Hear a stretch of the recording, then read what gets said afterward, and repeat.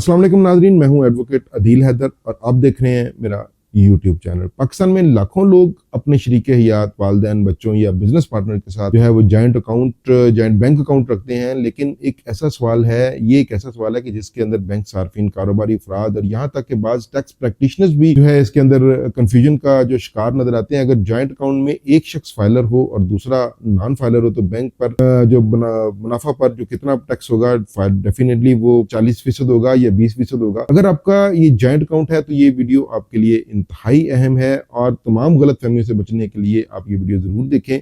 अब हम देखते हैं कि सेक्शन 151 कहता क्या है। इनकम टैक्स ऑर्डिनेंस के सेक्शन 151, जब बैंक आपके saving accounts, PLS, term deposit या डिपॉजिट सर्टिफिकेट्स वगैरह पर मुनाफा अदा करता है तो वो मुनाफा पर विद होल्डिंग टैक्स भी डेफिनेटली डिडक्ट करता है, काटता है। मौजूदा कानून के मुताबिक इसमें शामिल एटीएल में शामिल विद होल्डिंग 20% और जो है नॉन फाइलर्स के ऊपर जो है इसकी शरह 40% है। यानी सिर्फ एटीएल से बाहर रहने की वजह से आपको दुगना टैक्स अदा करना पड़ सकता है। ये फर्क इत्तफाकिया नहीं बल्कि कानून साज की जानिब से एक मुसलसल माली दबाव है ताकि ज्यादा से ज्यादा लोग सिस्टम में आए, टैक्स नेट में आए और अपनी इनकम टैक्स की रिटर्न फाइल करें। असल सवाल जॉइंट अकाउंट में क्या होगा। अब फर्ज करें मियाँ बीवी में शोहर फाइलर है लेकिन बीवी नॉन फाइलर है और उसके जो बेनिफिशरी अकाउंट होल्डर है तो वो शोहर है, तो या इसको आप मियाँ बीवी में ले लें, बाप बेटे में ले लें, बिजनेस पार्टनर्स में ले लें,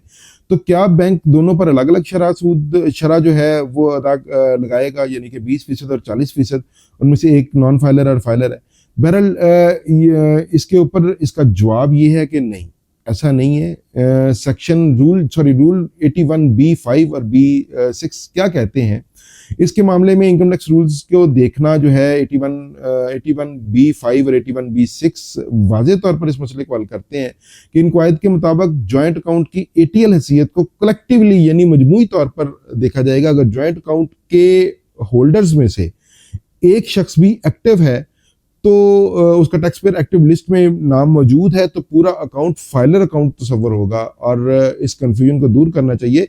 और बैंक मुनाफा पर 20% ही जो फाइलर का अकाउंट है, उस फाइलर का स्टेटस है, उसके मुताबिक ही जो है वो टैक्स की डिडक्शन करेगा और इसके ऊपर कोई ब्लेंडेड रेट नहीं है, यानी कि आप एक बंदा फाइलर है, नॉन फाइलर है तो वो 30% कर लेंगे, नहीं, इसके ऊपर 20% होगा और 40% विद होल्डिंग टैक्स सिर्फ प्रॉफिट पर उस वक्त लागू होगा जब जॉइंट अकाउंट का कोई भी जो अकाउंट होल्डर है, शेयर होल्डर है, वो एटीएल की लिस्ट के ऊपर मौजूद ना हो तो उस जो अकाउंट है, जॉइंट अकाउंट है, उसको नॉन फाइलर कंसिडर किया जाएगा और उसको उसके ऊपर 40% जो है वो जो नॉन फाइलर का रेट है वो लागू होगा। और लोग बहुत सारे इस बारे में गलत फहमी का शिकार हैं और हमारे सवाल भी आते हैं हमें और कि अकाउंट में 20% जो है करके क्या जिम्मेदारी ख़त्म हो गई नॉन फाइलर की। ऐसा नहीं है।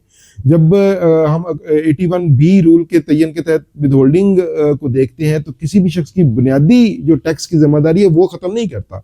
अगर नॉन फाइलर होल्डर जो मुनाफा में हिस्सेदार है तो इसे अपनी आमदनी और मुनाफा का अगर हिस्सा जो है इनकम टैक्स रिटर्न में वो डिक्लेयर कर रहा है तो उस पर जो है नॉन फाइलर के हिसाब से मजीद टैक्स जमा करवाना पड़ेगा। अगर वो डेफिनेटली अगर वो रिटर्न ही फाइल नहीं कर रहा तो उसके लिए वही काफ़ी है, यानी कि कम विद होल्डिंग का मतलब ये नहीं है कि कानूनी जिम्मेदारी पूरी हो गई है और उसको किसी भी वक्त नोटिस आ सकता है उस बंदे को और इसको रिटर्न में भी कैसे जाहिर करना है। अब वेल्थ स्टेटमेंट के असूलों के मुताबिक अगर अकाउंट वाकई मुश्तरका मलकियत में है और दोनों होल्डर जो अकाउंट होल्डर है वो अपनी रिटर्न फाइल करते हैं तो वैसे अपनी मलकियती जो उसका जो 50-50 है या 70-30 है, वट जो भी है, उसको अपने जो है उसके अंदर जो असासाजात में उसी तरह जाहिर करेंगे। अगर 50-50 है तो 50-50 करेंगे और इसके अंदर कोई ऐसा इबाहम मौजूद नहीं है। अपनी अगर उनकी वेल्थ है तो वो अपनी वेल्थ को अपने शेयर के मुताबिक डिक्लेयर करेंगे।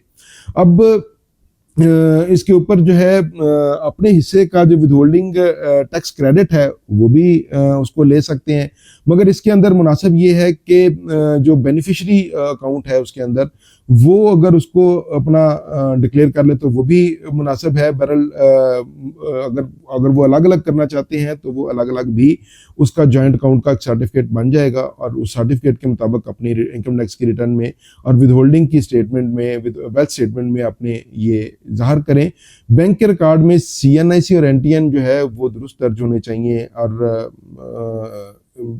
इसी तरह ये जो है वेल्थ स्टेटमेंट में आप डिक्लेयर कर सकते हैं। अगर इसको हम अगर शॉर्टली देखें तो जॉइंट अकाउंट में अगर ATL पर एक शख्स मौजूद है तो बैंक उसका 20% टैक्स यानी फाइलर वाला टैक्स काटेगा, और हर जो अकाउंट होल्डर है वो अपना जो एसेट है वो 50-50 करके जो भी उनकी शरह है वो उसके मुताबिक उसके अंदर डिक्लेयर करेगा। बहरहाल इसके अंदर आपके लिए हमारा यही मशवरा है कि आप अपनी इनकम टैक्स की रिटर्न जो है वो अब टाइम पे फाइल करें, और अपना जो वेल्थ स्टेटमेंट भी फाइल करें, ताकि आप ATL में मौजूद रहें और एक फाइलर जॉइंट अकाउंट को 40% टैक्स से इस तरह बच सकते हैं। अगर दोनों शख्स जो हैं वो फाइलर स्टेटस पे हैं, इनकम टैक्स के एक्टिव स्टेटस पे हैं, तो उसको वो बच सकते हैं। नाज़रीन, आज के लिए इतना ही, इजाज़त दीजिए। अल्लाह हाफ़िज़।